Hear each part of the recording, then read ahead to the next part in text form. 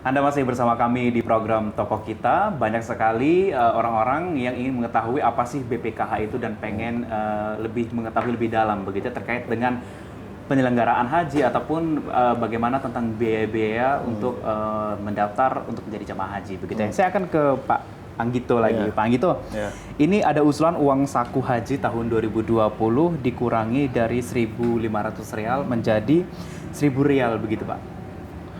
Itu nggak terjadi. Jadi keputusan yang diambil adalah bahwa jumlah uang saku masih sama 1.500. Memang dalam proses itu ada usulan-usulan macam-macam ya. Dan itu saya kira biasa aja gitu. Tapi yang jelas keputusan akhirnya tidak ada penurunan ataupun pengurangan jumlah uang saku atau living cost tersebut, tetap 1.500. Jadi tetap 1.500 ya. Jadi jangan khawatir untuk jamaah haji yang tetap di 1.500 uang sakunya ya. Ada informasi lagi nih, dana haji bisa digunakan untuk surat hutang begitu Pak? Jadi instrumen investasi dari uang tadi yang disetorkan oleh jamaah haji itu bermacam-macam, mulai dari surat berharga, kemudian investasi dalam bentuk emas bisa juga, investasi langsung maupun investasi lainnya gitu. Jadi, nah salah satunya dalam bentuk obligasi ataupun surat utang syariah negara, ataupun korporasi juga bisa dalam bentuk surat berharga. Ada program baru mungkin Pak terkait dengan cara menginvestasikan uang jamaah haji ini ke depannya mungkin? Ya, apa, Pak? Kami kan masih baru nih ya, masih 2017 sampai 2018. Memang investasi kami itu baru surat berharga syariah, baik itu negara maupun korporasi. Tapi mulai tahun ini, insya Allah kita mulai masuk ke investasi langsung dan investasi lainnya, baik itu di dalam negeri maupun di luar negeri. Jadi kalau ditanyakan apakah itu baru, ya kami baru mulai investasi langsung dan investasi lainnya di ujung tahun 2019, dan kita akan teruskan karena investasi langsung dan lainnya itu memberikan imbal hasil yang lebih tinggi gitu. Ada tugas dan fungsi lain Pak selain ini? Selain BPKH? itu kita punya program namanya kemaslahatan. Itu kayak di perusahaan kayak dana CSR, itu Corporate Social Responsibility. Jadi ada dana yang disisihkan untuk kaum du'afa lah gitu-gitu ya.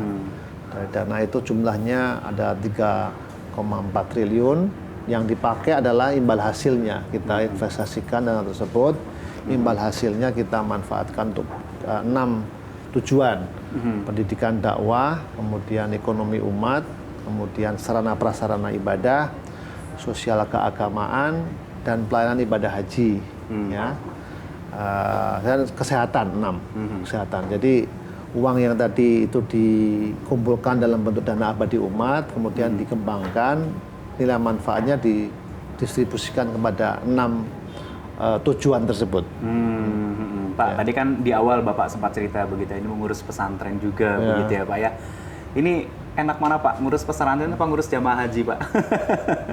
Sama aja ya, kalau niat kita itu beribadah itu banyak cara gitu. Tahun 2014 ketika saya di Kementerian Keuangan, 2012 ya, saya berhenti di Kementerian Keuangan, 2010. Kemudian saya kembali ke UGM, saya memimpin sebuah lembaga penelitian, kemudian saya ditelepon, diundang untuk menjadi Dirjen Haji. Saya juga nggak pernah membayangkan, tapi kenikmatannya itu luar biasa. Jadi kalau kita bekerja bersentuhan dengan umat itu rasanya ada giroh ya, ada semangat dan ada manfaat dunia akhirat yang kita rasakan. Dan itu saya kira sesuatu yang rewarding sekali. Kalau kita flashback ke zaman Bapak sekolah atau kuliah begitu Pak ya, ada cerita yang menarik selama masa perkuliahan dulu nggak Pak? Yang mungkin teman-teman nggak tahu begitu. Kuliah dulu sih belum zaman medsos ya, belum zaman media sosial. Jadi hubungan antar mahasiswa itu dekat, akrab. Karena kita tidak ada handphone, tidak ada telepon, masih jarang. Jadi hubungan personal itu sangat kuat, dan itu buktinya sampai sekarang alumni itu masih kuat. Jadi kesulitan yang dialami itu biasanya bisa diselesaikan dengan istilah sekarang silaturahmi ya, karena kita bersama gitu. Nah, memang sekarang sudah berbeda karena pertemuan fisik itu sudah berkurang, diganti dengan pertemuan media sosial.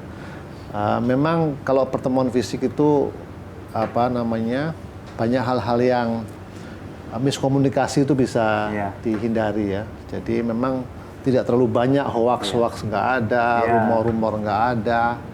Jadi alhamdulillah hubungannya itu yang membuat saya merasa hal yang baik di zaman dulu itu yang sekarang harus dipupuk dan dipelihara. Dulu janjian aja nggak pakai gadget bisa ketemu ya Pak, padahal nggak ada gadget ya. Nggak ada gadget, datang langsung aja, dan jarang sekali kita datang lalu ditolak ataupun ya, pokoknya lebih hubungannya lebih personal, lebih fisik, ada teman dekat yang sangat dekat mungkin yang sampai sekarang mungkin hilang kontak komunikasi begitu Pak? Ada? Banyak, karena memang kita tidak menggunakan media sosial seperti sekarang ini, banyak yang nggak terlacak. Kami alumni. Tapi punya teman yang paling dekat begitu Pak, yang mungkin Bapak rindukan, Bapak pengen tahu di mana kondisinya saat ini begitu?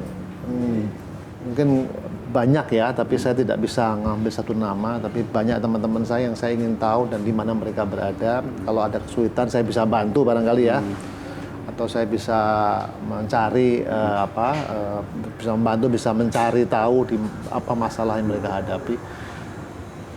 Kalau di kalangan alumni kita memang ketemu, tapi tidak semuanya, karena memang zaman dulu kan banyak yang nggak terjangkau sekarang ini. Tapi saya yakin teman-teman Bapak yang kehilangan kontak tahu Pak Anggito sekarang sudah jadi kepala BPKH. Baik, Pak Anggito, kita sekarang terkait dengan pada masa Bapak menjadi Dirjen begitu ya Pak ya. Seperti apa dinamikanya saat menjadi Dirjen Haji pada saat waktu itu? Kementerian Agama itu menjadi kementerian menurut saya ya paling penting. Karena dia menjaga moral, menjaga kepercayaan sikap, begitu ya Pak ya. Jadi hati membangun akhlak gitu kan dari situ ya. Saya dulu di Kementerian Keuangan urusannya uang, pendekatan material itu yang dilakukan. Tapi sebetulnya Kementerian Agama itu menurut saya ya, setelah saya bekerja di beberapa tempat itu sangat penting, dan Dirjen Haji itu salah satu sentral karena haji itu adalah kayak madrasah gitu ya, madrasah yang selama 40 hari kalau itu betul-betul dikelola dengan baik itu akan melahirkan orang-orang yang terpuji dan orang-orang yang punya akhlak sosial yang tinggi baik secara individu maupun secara sosial. Dan itu sebetulnya yang dulu saya punya obsesi supaya haji itu menjadi perguruan tinggi yang terbaik ya, menghasilkan manusia-manusia yang punya akhlak yang baik. Gitu. Baik. Lulusan haji itu harusnya berubah. Gitu. Berubah. Berubah. Ya. Kalau dia mabrur itu dan kembali dalam tidak hanya suci tapi juga berubah perilakunya dan bagaimana dia itu menghargai orang lain, bertutur kata yang lebih baik, dan sebagainya. Itulah ujian sebetulnya dari pasca haji itu sendiri. Kita kembali ke BPKH Pak. BPKH ini salah satu fungsinya seperti dia ada menginvestasikan gitu ya. Ini yang dengar kabarnya adalah kalau tahun 2020 ini haji diinvestasikan ke Arab Saudi begitu. Apa manfaatnya Pak? Manfaatnya ya dua. Pertama, mendapatkan imbal hasil, mendapatkan return yang lebih tinggi karena memang di Arab Saudi ini aset itu nilainya cukup besar ya. Katakanlah gampangannya hotel itu berapa kali lipat ya harga sewanya dibandingkan di Jakarta itu. Jadi kalau kita investasi kepada aset yang nilainya bagus, itu akan memberikan imbal hasil yang lebih tinggi. Itu satu. Yang kedua, kalau kita investasi di Arab Saudi itu dipakai oleh jamaah haji dan umroh gitu. Jadi ada nilai kemanfaatannya lagi. Saya pernah baca artikel Pak, pemerintah mau katanya kalau BPKH ini punya hotel di Arab Saudi. Betul Pak? Bagaimana responnya Pak? Ya, mimpi kita begitu ya. Kita tidak hanya ingin punya hotel, tapi juga ingin punya pesawat. Pesawat yang bisa mengangkut haji dan umroh supaya jamaah haji Indonesia dan umroh Indonesia itu dimakmurkan, dimudahkan gitu ya. Dan bisnisnya juga bagus, jangan salah. Gitu. Tapi semoga mudahan semuanya tercapai. Amin, amin, terima kasih. Kita akan kembali lagi nanti setelah usai jeda pariwara satu ini.